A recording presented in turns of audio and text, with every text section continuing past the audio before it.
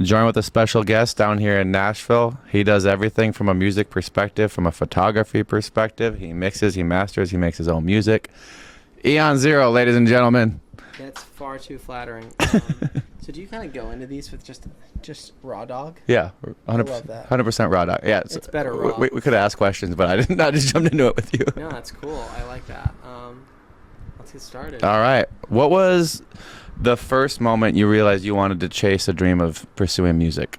That's a fabulous question. I've done a lot of podcasts. No one's ever asked me that. Very early into my life, I knew that I wanted to do music. My dad was a guitarist. He was a classically trained guitarist. Weirdly enough, I got my first guitar when I was like 6 or 7 from a garage sale. I refused to let him teach me.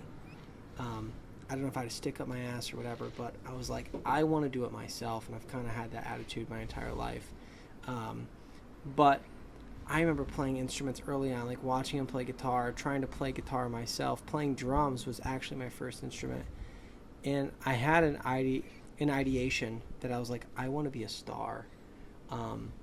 But early into my childhood, like middle-late childhood, I was like, I didn't think it was possible. So that's a whole different kind of thing. But yeah, very early, just picking up a guitar, drumsticks, I could just see the lights, you know? Yeah. What that whole piece of wanting to not be taught and learn things on your own, do you think that's kind of why you do so much on all fronts of music now? You know, again, I haven't thought about it that way. I'm sure there's a strong correlation there. I've told this story before. I'm not sure if I told it in a pod, but so I was in film school, right? And I was into film like in high school. So I didn't do music in high school at all. And then before I went to college, I had started doing music.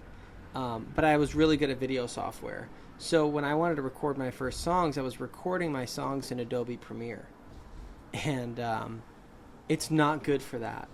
And I didn't know what a compressor was or anything, so I would manually adjust every waveform to try to make them the same volume. And it would take like 10 hours.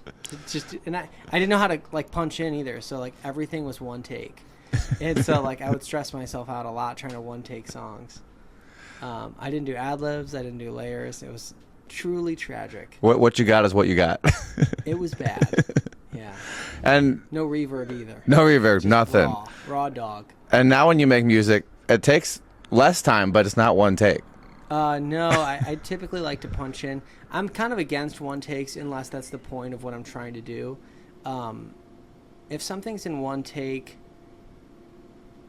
you can capture more emotion, but you're not going to capture, for me at least, I'm not going to capture what the song necessarily needs. You know, usually with one takes you get bigger breaths. You'd have to write something in a very specific way too, where that there's room for the breaths. And sometimes if I'm doing like a fast rapping piece or something like that, I need to be able to like go, punch, go. And also from a creative perspective, I like to create songs so fast that I'm not practicing. Like I usually have to learn my songs after I make them, which is why when I like go perform or go, you know, tour or whatever, I'm a mess because I have to learn my own songs. I don't know them. So yeah. It's funny that you say that because there's another artist that you've worked with that actually follows that same pattern. And whenever he does late night show hosts, apparently they have to give him his lyrics so he can memorize them. Who's that? He goes by the name of Lil Wayne. And you wrote a song with him. Would you like to share the story behind that? Sure. My friend Bergetti, he got a call from his label saying they had access to a Wayne verse, and he had asked me to produce it. I said, of course, I would love the credit. And so I produced it for him. And then after I produced it for him, he was like, do you want to just rap on it too? And I was like, yeah, sure. And it was kind of surreal. It's obviously, you know, I didn't talk to him on the phone or anything. It wasn't like, it was just a verse that the label owned. So like, I'm not going to sit here and flatter myself with things that aren't true. But it does feel cool, and it does exist online, and it's connected to his page. It's approved by his label and whatnot. So, which is super cool. I mean, that's looked at as one of the goats of our generation when it comes to rap music. Yeah, so it's definitely it's cooler social proof than the story actually is. I mean, I would love to actually like talk to him or something, and tell him I used to hate him, and I was just wrong. I just like I didn't understand hip hop really when I was young. Like I grew up on blues music and rock and roll, and at the time, I remember one of my best friends loved Lil Wayne. I was like, bro, this stuff sucks. But I get it now. Like I looking back, I'm like, oh, that's really amazing. It's really art. I was just closed-minded, so.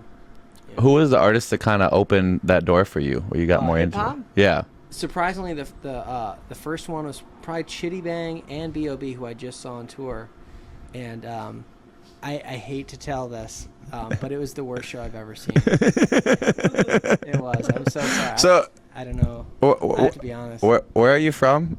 Ann Arbor, Michigan. And who was the first rapper that put you into hip hop? Chitty Bang. No. B.O.B. No Eminem. No. Well, like I liked Eminem and stuff, but like I wasn't into it. You know what I mean? Like I was like, oh, these songs are cool, but like I remember like digging through catalogs because that's the experience you have with hip hop, right? And I got super into Wu-Tang right after that, so I got a tattoo because I like fell in love with that discography. I think love for hip hop comes from once you understand the art and you want to like dig through someone's catalog. That's really the magic of like, I need to hear more of how creative this person is. I fell in love with the way someone could say something in that way. So actually, I don't have to backstep here. The person who made me really want to make music, especially hip hop, was Atmosphere from Minnesota. Yeah. Whoop, whoop. By far, it was my favorite thing ever. I didn't know up until that point that hip hop could be introspective, that it could be deeply honest, self-sabotaging, and full of life. And that was really special to me, and I knew I had to be a part of it when I heard that. That re-invoked, remember I told you that dream disappeared for me? That awoke it. So, shout out to Slug. Yeah. He's been doing it for a long time. Yeah. I need to get a feature before he retires. Yeah. It needs to happen. Yeah. And I used to message them like once a week. I did it for like 3 years. You're like, it's good. On Facebook. You're like, it's going to happen. They never opened it. Never opened it. And someday. Early on, you have a song from your hip hop days called No Words, and it's one of my favorite songs you put out. It's a little bit older. I think it's from like 2019. Tell us a little bit about how that song came to be. That's a really cool story, actually, because that's a song that put me on the map to some degree. Before that, I was a complete nobody. I was still ripping music almost every day in my little home studio. That was originally, I was trying to get some internet traction by remaking popular songs. So that was originally a verse that I had wrote for Pretty Little Fears by J. Cole in Black or 6 Lack, whatever. And I was through the first verse and I was like, this is pretty good. I was like, I'm just going to make my own beat for it and just release it. But I was like crying the whole time I was making the song. So I just gone through a bad breakup, and I felt really intimidated by sharing it with the world. And I was like super into Gary Vee, and there was like, he was just like, I watched him post a video. He's like, just do it, just post it, post everything, be a part of it. So I was like, okay, whatever, I'll post it to SoundCloud. So that's what I did. And then the next morning, it was on Promoting Sound's YouTube page with 2 million subscribers, and it had already amassed a couple 100,000 views, like overnight. And I was blown away. And that kind of was nuts. And you're like, now I have to actually put it out. Yeah, I rushed to put it to Spotify so it could actually get some plays somewhere that I'd get paid for them. Yeah. Yeah.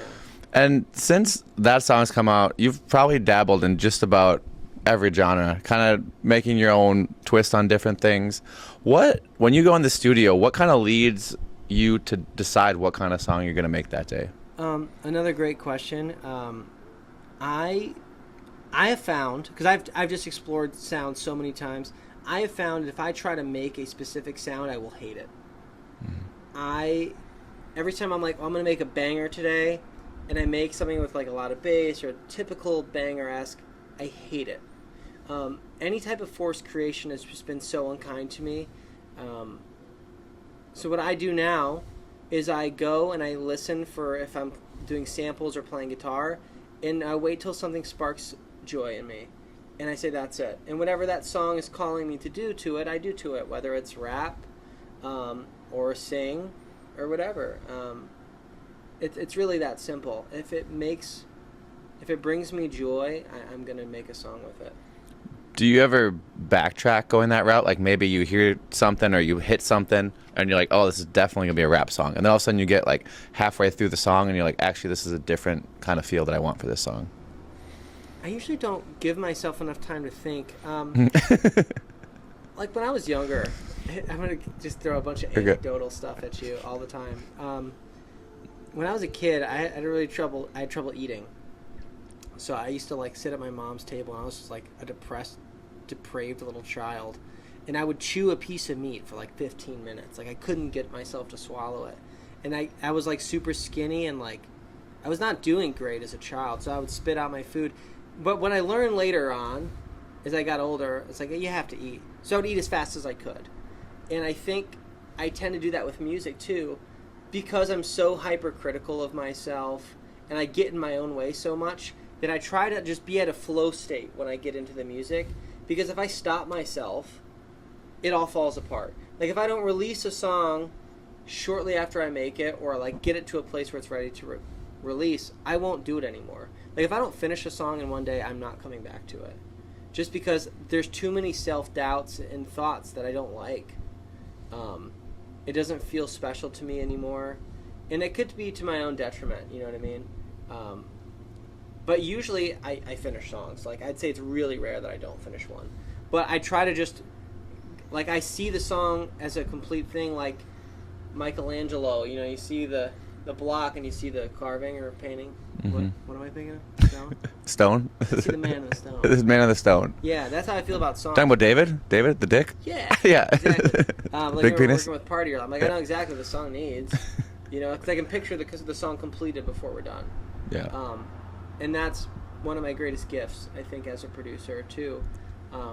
But it's come from dark places. But I think a lot of art's that way, you know? Yeah. You mentioned how, you know, if you're not in the space to make the song, you feel like you don't want to make it until you, like, something calls to you. What do you do from a perspective of when you're helping other artists? Because you help so many artists with mixing, mastering, all the production side of things. How do you approach that artistic piece of it? You know, I tell this to people all the time, too. I spend more time on other people's art than my own. I tend to approach it from a deeper aspect of understanding, because if I don't understand your goal, I can't help you. Mm-hmm. And so sometimes my goal becomes helping you find your goal. A lot of people will come to me with ideas or concepts that they want to create, but they don't know how we're going to get from point A to point Z. So I like to just try to dance around the subject in a way where I'm not telling them how to get to B, but showing them or lightening the path towards B. And I've found myself getting pretty good at that. Someone I'm really inspired by is Rick Rubin, and I think he puts it the most eloquently in his book. It changed my life. It's really, really fabulous. Because it's really just all an exploration of art. But I'm really cautious not to put my twist on other people's art unless it's really directly asked for or it's a collaborational thing. Peace. Yeah. I'm not sure if I answered your question. No, you did, for sure. I think that makes sense, because it is different when you're working on someone else's work versus your own. I have a question for you. Yeah, what's up? How do we get to the mask? How do we get to mask from square one? Yeah, like, do people know who you are? No, it's top secret. It's top secret. I think why did I come up with the idea for the mask? Well, yeah, why do I do it? What's up with the mask? Is it just fun? Yeah, I think going into this idea for this podcast, I was finishing up school and kind of figuring out what was next for me. And growing up, I feel like, you know, my parents didn't put me in real school because they didn't think I was smart enough to be in school. And I kind of proved them wrong by going to grad school, getting a doctorate degree. And I think one of the most underappreciated or undervalued things in the world is real art. And one of the things that you, more than anywhere else, have people tell you that you're not good enough to get somewhere is art. And I wanted to be a voice to share with people that maybe don't have people telling them that they can make it, that maybe something simple like an interview could at least give them a little push to keep going at it for another year or so. That's fabulous. I love that. Yeah, and it's been a cool way to connect with a lot of different artists. Like, selfishly, I get to hang out with some of like the people I listen to all the time, which is That's super great. cool. Yeah. That's cool, dude.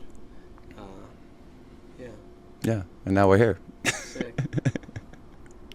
Yeah, I mean, the whole thing, everything up to this point, even like from No Words, has just been pretty magical. As I said before, I was like a Gary V stan.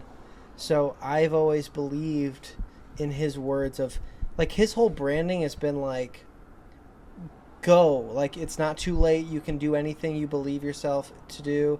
I mean, he didn't start his company until he was 35. You know what I mean? Like, so that really is inspiring to me. I never gave up. I see artists all the time that are like, if I'm not famous by the time I'm 22, I'm going to quit. And that stuff just shakes my brain to its core, because I've been doing it for 12 years. And if I don't make it for another 10 years, it won't bother me at all. But I also, like, being so full of gratitude and patience has opened endless doors for me. I mean, just from the promoting sounds thing all the way to being here at Grouped. Mm-hmm. It's been just a blessing of joy. Thanks to Tim Weber here. Yeah. He's just, it's iconic. And I feel special to be a part of it all. And, you know, I wrestle with myself whether I deserve it or not, but, you know, it's not up for me to determine opportunities that other people share with me, you know. And I don't think you get to decide when something's right for you. You can decide that something is on your path or something that you want to strive to do. I think that the hard thing about artistry or any path that maybe is less traveled is when you wake up and decide, I want to be an artist today. You want that today, and you don't know if you're meant to be an artist today. Maybe you're meant to be at a different point, a different day. And it's hard to understand that, like, maybe you're not there yet. But, you know, like when you first started making music, you probably weren't thinking, oh, I'm going to produce all these different artists' stuff, or I'm going to like work with all these different people, or I'm going to make a song with Lil Wayne, or I'm going to put out my own stuff, or any of that stuff. It was never my intention. I mean, I never even wanted to be an engineer or Yeah. a producer. And most people's least favorite part of making music is what you do for everybody else. Well, once I realized that there was something called a DAW and how to actually record music, I was like, holy shit. I was like, I need to learn how to do this because I was so poor going through college. I worked 2 jobs, and I say this to people too often because some people are like, I just don't have time. But I really believe in my heart that you just don't want it enough. Because when I was in college full time. So like max credits for, you know, a semester or whatever. I worked 2 jobs, so like 50 plus hours a week, and school and homework, and I would still do music regularly all the time. Like, it was not an option for me. I think there's a big difference between people who make music because they want to and make music because they have to. And I think that same just falls for art in general. But I think there's an important distinction there. And that's also usually who will make it and who won't. I really think that, like, I mean, I sucked so bad when I started that I believe also that, like, if you stick with it and you want to learn, you'll get good enough and you will be successful. The only way you won't is if you quit. But if you really believe in yourself and you take the necessary steps, you will make it. You know, to whatever degree, you know, is maybe up to the universe, but you will be successful. And without rambling too much, I think someone I really care about in the music world told me one time, he's like, well, how much do you love music? And I was like, so much. And he's like, well, do you love it enough to be just a producer? And I was like, that is a crazy question. Because he was telling me at the time I was a way better engineer and producer than I was an artist. Like, essentially saying it wasn't possible for me to be an artist. And, you know, he's like, well, what would it be like if you were just a producer? And I just hit him with the Kanye. I guess we'll never know. Yes. You know? Yeah. Do you think what part of it do you think you couldn't take?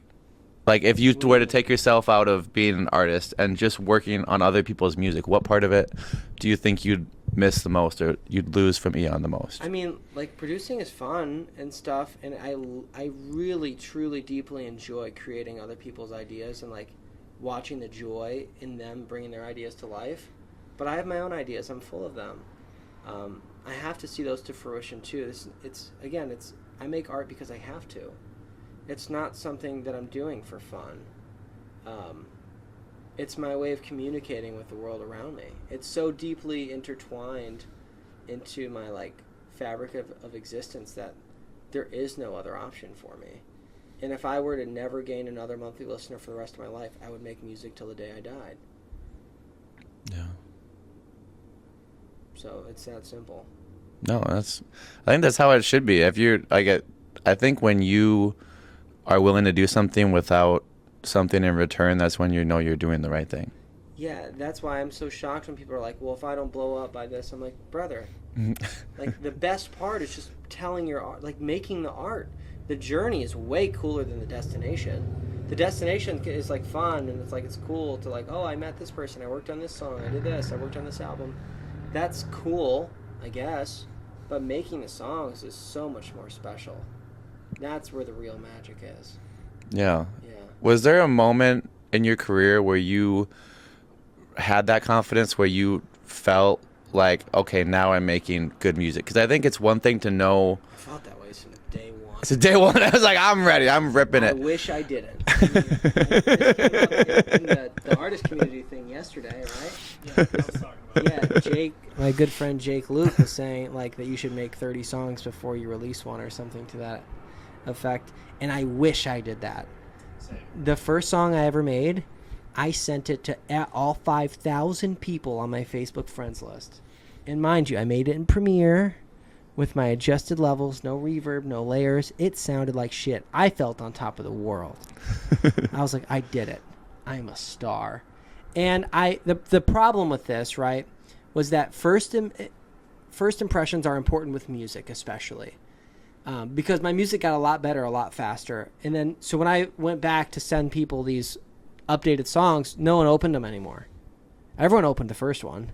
Mm-hmm. They're like, I'm not getting duped again. You know what I mean? So I hurt a huge audience, especially the local one, which can be very important in a community, with poop. So I feel the exact opposite now. I'm like, my shit sucks. You know what I mean? I just I don't have an ego with it the way I used to. I'm more attached to the art of it than the result of it. I think at the time I was more attached to the result than the art. And I just had it all wrong. Yeah. Yeah. Where do you get the strength from to keep staying where you are? Because so many artists say you have to, even if they don't go from that take of sending it to everybody from your first song, a lot of people say you have to leave your hometown if you want to make it. And you've just ridden the wave the whole time at home and not wavered with that. I think a lot of people do that. I think NF did that, and he's from a way smaller town than I did. I think, forgive me if I'm wrong on that. Feel free to correct me in the comments. But I don't know. It just has had zero effect on me. Like I said, I just cared about making music, so I just kept making music and putting it out. I can tell you in full confidence that there was never a point where I was like, this song only got 70 plays. And I was like, you know what? Maybe I should hang this up. I was like, dude, I'm going to make another one. And it's just a step-by-step mentality of you will get to the top of the mountain. And I wasn't even thinking about the mountain at the time. You know what I mean? I was just being a practitioner of the art. Yeah. And the more reps you get in, the better it gets. Yeah, dude. But I think when people feel like they're weightlifting, people don't go to the gym. People that have success in the gym like going to the gym. You know what I mean? Mm-hmm. They get high off lifting the weights. I'm not that guy. If I go to the gym, I'm like, fuck this. This sucks. I'm never coming back. I'm done. I'm good. Yeah, my legs hurt. My arms feel like jello. This is just pain. It's just pure pain. So with that, just going back to the music side of that, I feel like some people feel like the pain of music is the production. Do you think you just spent so much time in the gym and felt so much in love with making the music and you just didn't want to wait for other people to get stuff done? Or did you ever outsource, ever in your life? I've never outsourced, ever. I've never paid for a studio session, ever. And again, the production stuff all fell into my lap because I got so good at engineering my own music because I just got so deep in studying the craft. of engineering to the point where I was like going to work with like Eminem's engineer. You know what I mean? Like, teach me, please, anything. And I was just like hungry for information. What's up? But it's just like I was just so hungry that I got so good at it that I was like, I could probably make money doing this. And I quit my job like 6 times to run a studio. And I failed 5 times. And it takes a lot of like not pride, I guess, to like quit doing a job, start a business, fails miserably, get another job. Have to tell your family, oh, it didn't work out. And then tell them, hey, I'm doing it again. And it doesn't work out. And say, I'm doing it again. And it doesn't work out. I mean, that's the story of my life. I mean, you heard about the rap battle thing, you know. I'm sure during that episode I did with Grouped. I mean, that's real, dude. I have been a letdown my entire life myself. Like, I'm good at fucking things up, so I just had to learn to like it, dude. What was different about round 6? It just worked. I mean, persistence works in music. It works in business. It works in character development. You stick at something long enough and you want it bad enough. I mean, I just kept doing it. It's like, it was never, the only reason it didn't work is I didn't have enough clients, right? You know, so that couldn't be my main income. But, you know, when you're passionate enough about something and you're good enough, my entire business model, I'm planning on doing this at some point here, so I can't say that forever, but I've never paid for ads, like, for my business, my studio. It's only been word of mouth to the entire United States, you know what I mean? Mm-hmm. Out of country, it's all been word of mouth. So that's sick. That's really sick. Yeah. What, from studio to your own stuff, allocation of time, how do you manage that? Because as a... Don't. No, there's no... It's a fucking mess. I was just admiring Tim's situation, right? Because you have someone to help you manage your time now, and that's sick. I'm just fucking pissing into the wind. And peeing into the wind is cool until you look down and you realize you're covered in piss. So, like, I get myself in trouble all the time where I'm like, oh, shit, I have so much stuff to do, and I have no idea what I'm doing. I just, like, sometimes I can sit at my desk and get a lot done, and sometimes I'm just like a fucking fairy, and I have no idea what's going on. But I do okay. Yeah. Yeah. Obviously, you meet deadlines because people repeatedly want to work with you. And yeah, I've never been good at deadlines. Not in school, not in college. I mean, I get it done by the deadline, but it may have been an hour before it was due, you know? So. Yeah. Do you think you make the best music when you're under pressure and have, like, a time limit to get something out? I love being under pressure. Something about it feels like fourth quarter, you know? And I don't know if I make my best work, but being under pressure has never felt like a problem. If anything, it was a little boost. Okay. Yeah, like I feel like I'm about to do some sweet ass shit. It's gonna be the best. Yeah. Are you crying through your mask? No, it's sweat. It just gets hot in here. It looks like he's crying, dude. It's very emotional over here. Hearing the story, it's very emotional. It's even worse when it's outside because it gets sweaty quick. We need to come up with a mask that has a fan in it. Would be a huge clutch. But anyways, I don't think Batman shed a tear. It's very sad over here.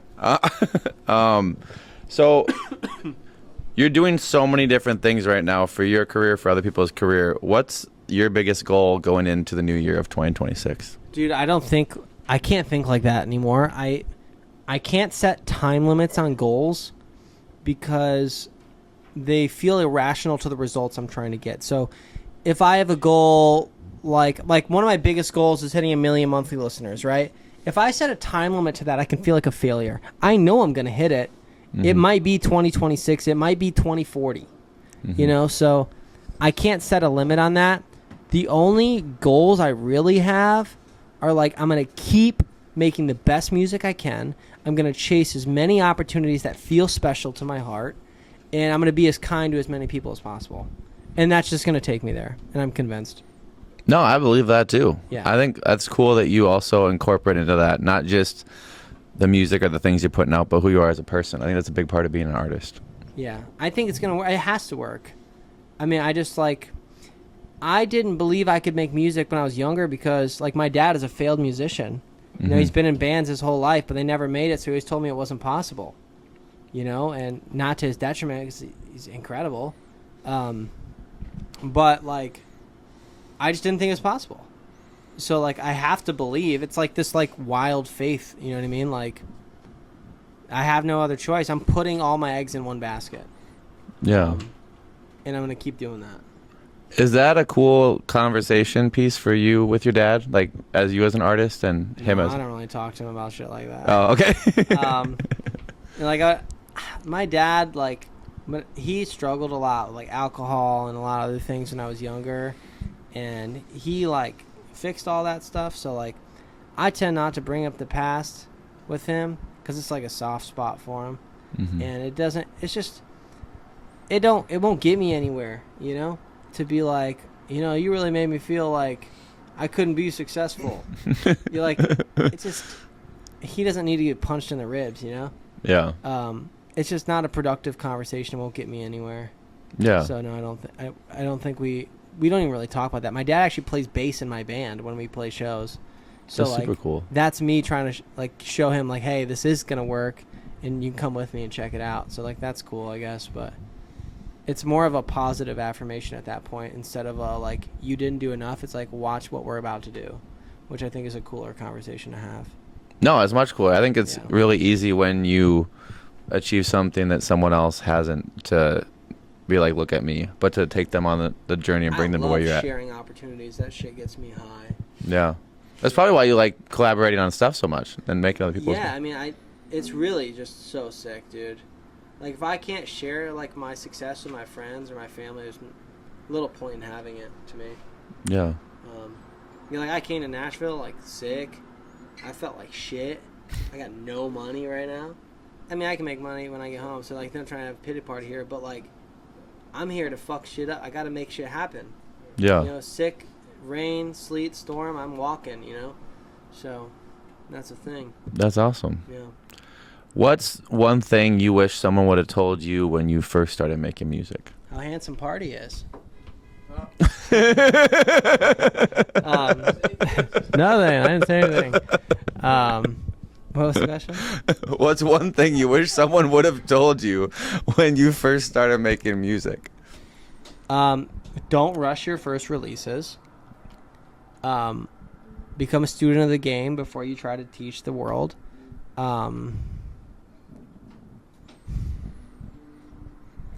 I don't know. I feel like I got most of those answers myself. I'm